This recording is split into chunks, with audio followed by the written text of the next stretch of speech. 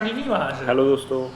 तो मैंने आज जैसे फेसबुक में न्यूज़ देखी थी कि जो वीरा रावत एक लड़की थी उसने जो पोस्ट डाली थी और उसके बाद जो इश्यूज हुए थे तो उसके बाद जैसे देखने को मिला जो पब्लिक का रिएक्शन था कितना खतरनाक रिएक्शन था।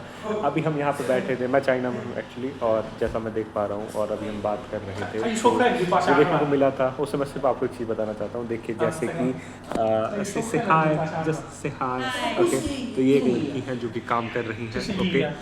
ये एक भाई साहब से हाय या, एंड ये अफ्रीका से हैं एंड प्लीज हाय या, ये चाइनीज है। तो इस कंट्री में सारे के सारे लोग काम कर रहे हैं, सब के सब काम करते हैं, लड़कियां काम करते हैं, लड़के काम करते हैं, औरतें बच्चे सब काम करते हैं और कंट्री आगे बढ़ रही है, ठीक है। हमारे देश की बात करें तो हमारे देश में राष्ट्रपति द्रौपदी मुर्मू है, एक लेडी हैं, और यही इन्होंने भी देखा कि एक लेडी तुम्हारे यहाँ राष्ट्रपति है तो अवश्य तुम्हारे यहाँ काम अच्छा हो रहा होगा और देश सही राह पे होगा। सेम वही चीज़ हमें देखने को मिली कि जो लड़की थी वीरा रावत हमारी उत्तराखंड की, वो प्रधान है गांव की और काफ़ी अच्छा काम कर रही हैं। अगर आप उसका हिस्ट्री देखें तो वो इतना कुछ कर रही हैं, मतलब चल रही हैं, फिर जो भी मतलब उसको देख एक्टिविटी देखने को वैसे ही पता लग सकता है कि वो सच में सीरियस है अपने काम के लिए, जो कि नहीं देखने को मिलता है बिल्कुल। क्योंकि मैं भी गाँव में रहा हूँ, मुझे पता है कि लोग किस तरह से देखते हैं इस प्रधान के पद को। वो काम कर रही है। गाँव की बात थी, उसके साथ जो अन्याय हुआ, जो भी चीज़ें हुई वो बिल्कुल गलत थी और वो चीज़ें सही हुई, उन्होंने माफ़ी मांगी, तो इसमें इतना इमोशनल होने वाली कोई बात नहीं थी।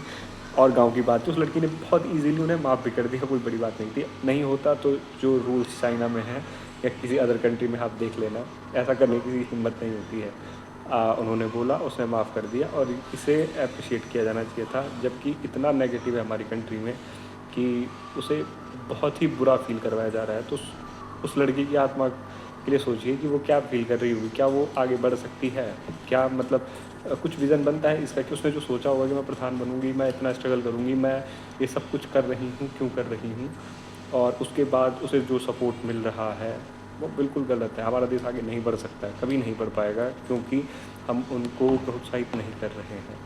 वहीं दूसरी ओर अगर मैं आपको फैक्ट्रीज़ में दिखाऊं अभी चाइना में, तो सारी लड़कियां काम करती हैं और जो प्रोसेस है उनके लिए बहुत इजी प्रोसेस है, सब काम कर रहे हैं, सारा देश आगे बढ़ रहा है। लेकिन हमारे यहाँ जो पितृसत्ता और जो है मैन पावर वाली बात, तो उसे नहीं लगता कि चीज़ें हो पाएंगी सही।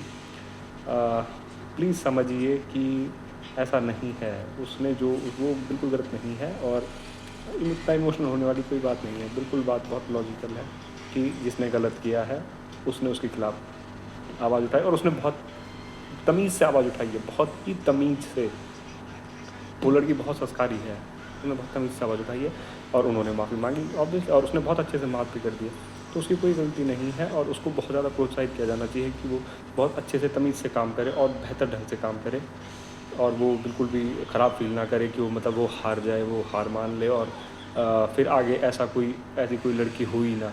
क्योंकि हमारे जो सिस्टम जो हमारा बना है गांव का या हमारे समाज का जो सिस्टम है वो नहीं बढ़ने देता है किसी को आगे, किसी को भी आगे नहीं बढ़ने देगा, कोई नहीं बढ़ पाएगा उससे आगे ऐसे ही लड़कियां बढ़ पाएंगी, लेकिन उनको भी ऐसे ही रोका जाएगा।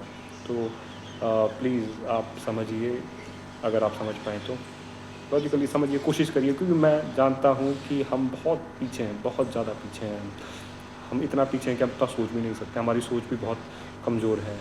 हमें नहीं पता है कि चीज़ें बेहतर क्या होती हैं, हमने जो देखा है बस वही है। अभी आपको पता नहीं आने वाले समय में होने क्या वाला है, हमारा देश कितना महंगाई की मार झेलने वाला है, इन्फ्लेशन कितना हाई जाने वाला है अभी।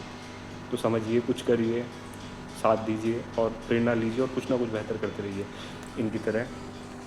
देखिए, ओके, थैंक यू।